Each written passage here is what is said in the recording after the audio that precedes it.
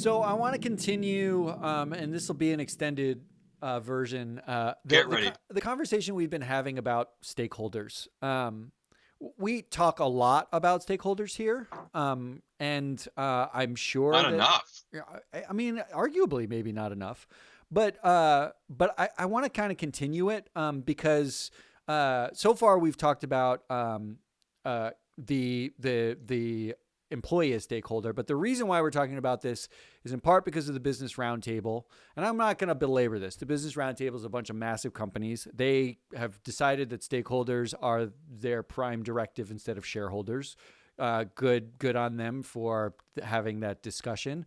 They've defined a set of stakeholders themselves. It's based off a lot of academic research, but then it looks like, this investor value chain is doubling down on the idea of stakeholders. Davos was all about stakeholders. BlackRock, the CEO Larry Fink is talking about stakeholders. So asset managers are talking about stakeholders. And let's be clear what we're talking about when we're talking about who stakeholders are. Stakeholders are all of the things, all of the people or involved in a company could not exist without this whole value chain. So really what we're talking about is customers, employees, investors, governments, and then arguably there's some there's some amorphous stakeholder called what I'm calling the system, which is basically sort of like this communal set of resources, whether it's, you suck water out of a well or you dig something out of a mine, or it's the things that we, the air we breathe. It's all these things that we sort of require to exist. Okay. Right. Yep. So we've talked about this before here. I'm not going to spend a lot of time on it. But I do think the thing that I haven't talked a lot about, and you and I talked about in pre-production, was this idea of investing in stakeholders, right? Right. Yes. This is what interests me. Yeah. So I'm going to, as I go through sort of this narrative about what it means to, return, like how a company returns value to its customers, like the value a customer gets out of a company's existence.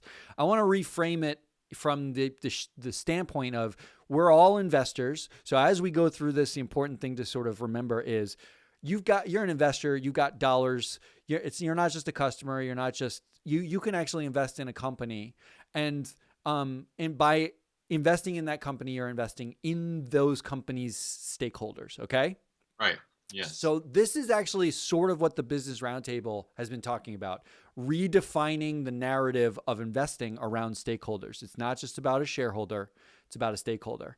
So the question that that we're going to solve for is, at least we're going to try to, is for every dollar you invest, you've invested in a company. You, Damian Rollis, I want you, I'm looking right at you, and I want you to Yeah. think of it. For every dollar Feeling you've uncomfortable. invested, what do Yeah. stakeholders get? Okay? Right. And That's this what appeals to me because I was talking about before. I wouldn't call myself a big investor. Like from the shareholder point of view, I don't really care. I mean, I don't really care about the return that goes to ownership. I don't really care the return that goes to management and CEOs. But this stuff I do actually care a great deal about. If I thought that I was investing a dollar in a company and it was like uniquely helping the labor force, for instance, I mean, it's something I'd really be into. So yeah, keep going. I like to think of it as nutritional information for companies, right? Hmm. Like what's the if you were to, and you framed it this way, if you were to label every investment in a company around its stakeholders, would you change the way you do it? So we've already talked about employees. I won't go backwards and talk about them again. So I will remind anybody who is listening, please be Hmm. listening, that we use an example of Walmart, and an employee basically gives their time and gets paid for it. And we said that for an employee, Walmart effectively extracts the equivalent of 5,600 lifetimes Right. from its employees every single year. Like that's because they have 2.2 million employees. The time they put in, the equivalent is about it's like 5,600 lives spent at a Hmm. Walmart Yeah. per year. And they pay their employees. There's a minimum wage, and we want to say, well, the value that an employee gets is anything they get above a bare minimum wage. So in Walmart's case, it came to something like $1,000 per employee above minimum wage, right? Yeah. And we can compare that to other companies on the Business Roundtable, because we want to say, Business Roundtable board, like, do they really care about stakeholders? Like, how do we measure that, Yes. right? Yeah. We can show that Walmart's on the Business Roundtable board paying $1,000 extra per employee for the lives they effectively take.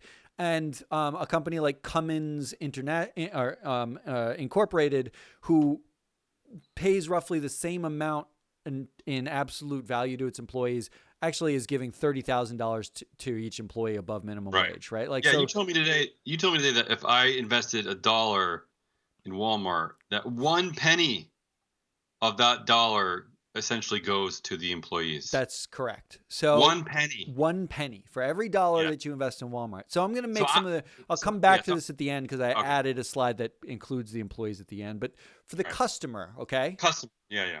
You're a customer, right? Yeah. What do you do as a customer with a company? Well, I gotta say, now that I'm working at this company, I'm a customer. I'm not as often a customer. No, I'm serious. Well, that's a function.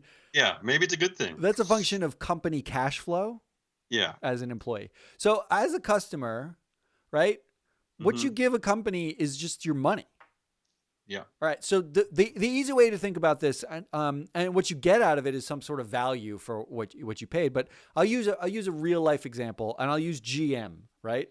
Because GM makes something like tangible that we can all understand.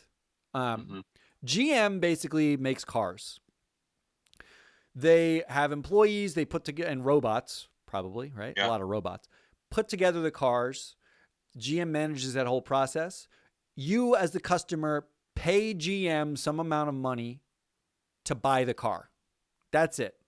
The value you get is the car, right? Like your ability to use it. But really, what you're giving GM is just revenue, right? Like the input as a customer, and this is a dumb, simplistic idea, but the input as a customer is revenue. Like it's something we can measure, right?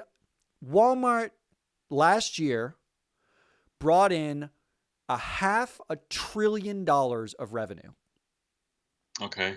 So can I sidebar? Because that sounds like an absurd amount of money to me. Yeah, it does. Is this chart right? $500 billion. $500 billion. That is correct. Right. Well, But there are actually, a lot of Walmart. There are a lot of Walmarts. And you know what, Matt? I'm going to be honest with you. They're really big. Like there's a lot of stuff for sale in there. There's a lot to buy. I feel like a lot of it's useless crap. A lot. Well, that's not what we're talking about though. But yeah. So revenue as an input is one way to think of, like, okay, that's how much a customer values what that company does, right? Mm-hmm. Like, Apple, if you buy an Apple product, like you buy an iPhone, it's worth the $1,000 you just paid for the fucking $1,000. It's absurd. Yeah. Well, that's if you buy a new one. Yeah. But it's worth the $1,000 to you to buy it. Sure. Especially because you shelled out $1,000. It's got to be worth something. So, but I want to play a little game here, because the idea that we're talking about is actually value add. There's a product marketing concept that the way they measure customers, they measure on effectively on a 2-axis chart. They say, how much is a customer willing to pay relative to the quality of the product that they get? Okay. So if you, so we're going to play a version of like, who would you do? Right? Yeah, sure. And we'll use GM and Toyota. Which is oddly what I always use when I play Who Would You Do? GM and Toyota. It's never Margaret Thatcher versus the Queen of England. Always starts with GM and Toyota. So the who would you do here, and this is a calculation that we as customers always make, is would I rather buy like a local GM, a US made GM car for $10,000 that will last me 5 years, or a foreign made Toyota that will last me 15, and how much am I willing to pay for that?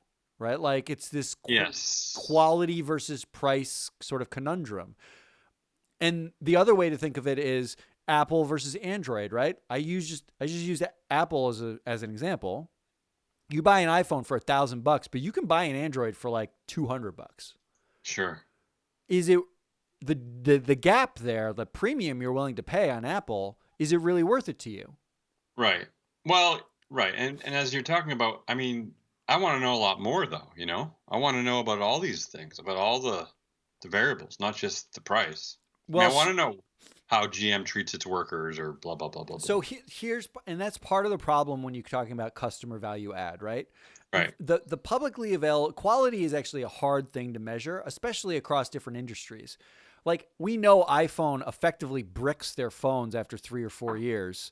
I think how do they phrase it? The last time I was in the Apple store, I was like, give me an honest takeaway. How fast, if I buy this used phone, how Yeah. fast before it's totally outmoded? And he was like, honestly, it's probably like 6 months or a year away. Oh, and that guy's fired. Well, that guy, How dare I he? ended up buying a new phone Ooh, because of what that stupid. guy said. That guy's a Ouch. genius. Yeah, that's really dumb of you though. Yeah, well, there's no accounting for being a moron.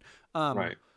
but that's the thing. Like, you are talking about like quality is sort of this amorphous blob, especially when you're saying like, okay, so iPhones are outmoded in 3 or 4 years. GM, your warranty lasts what, 5 years maybe. Uh-huh. And then what if you got a mortgage from JP Morgan? What's the quality of that mortgage? Right. Quality is really hard and it's very idiosyncratic. But what you Hmm. can measure, what's measurable at scale, is the premium you're willing to pay for that shit. Yeah. So what I did to measure, and this seems really simplistic, but what I did to measure what is customer value is I took that revenue number, right? Uh-huh. And then I said, Which how much yeah. did it cost the company to get that revenue? Right? Like Okay. how much did So for Walmart, $500 billion. How much did it cost for them to get $500 billion of revenue? how much did it cost them to get $500 billion of revenue? Yeah. And that the gap, it cost Walmart effectively to get that 500 billion. It cost them. Wait, I have the number right here, and I'm just going to look at it in real 40? time. Yeah. It effectively cost Walmart. Where are you, Walmart? It cost them $470 billion almost to get that Wait. revenue. No, no. This chart is not accurate. Wait, it cost them $470 billion to get $500 billion of revenue? That's right. Oh. That's about right, right? Like the cost to actually produce what these companies produce and to sell it then, right, to market it to you, the customer, is not cheap. It's a lot. Right, I guess so, yeah. When you think about it, it's actually a lot. Yeah. So let's go back to GM because GM, it's easier. Walmart is like, you think of Walmart and you think of like, a bunch of retail crap. But GM, Mhm. you think of like a car, right? Mhm. GM, the revenue GM produced in 2019 was $147 billion. They basically got paid $147 billion for their widgets. Mhm. It cost them effectively $130-ish billion to make those widgets. So the way you can measure customer value in an absolute sense is customers were willing to pay $18 billion more than it cost to buy GM cars. Okay. Now, we can do this for every one of these companies. This is effectively a version of earnings. It's not really that complicated. But I said we want to frame this from an investor standpoint, right? You're an Mhm. investor because these numbers make like it's what does that mean? What is 18 billion? Is that Yeah, a I don't know. lot? Is that a little? Yeah. Do I care? Like what do I Mhm. care? So the way to think about this as an investor is you're giving GM $1 as an To investor invest. Yeah. to do all this stuff to create Sure. stuff, okay? Yeah. So here's the number that you can take away with GM, and then I'll show it to you relative to all the other Business Roundtable members. Okay. For every investor dollar you give GM, the customer got 37 cents of value. All right, that sounds okay, but yeah, I don't know what that means. What? Show me the rest. Show me the other GM people. was Yeah. actually the largest amount of value of all Okay. of the Business Roundtable board Right. members. Right. Where's Walmart? Walmart, Walmart is made 10 cents of value for customers. Okay. So there's a big gap between GM. In fact, Walmart is sort of like middle of the pack for how much Yeah. it gave customers per, if you're an investor. Now remember, this is not like you're the customer of Walmart. How much value did you get? This is for every dollar you gave Walmart as an investor, you got the customer as stakeholder got 10 cents of a dividend. Think of it like a dividend. Mm-hmm. Does that make sense to you? I think so. Yeah, I think so. Now, what's interesting about this calculation is when we start to look at things through this lens, you think so.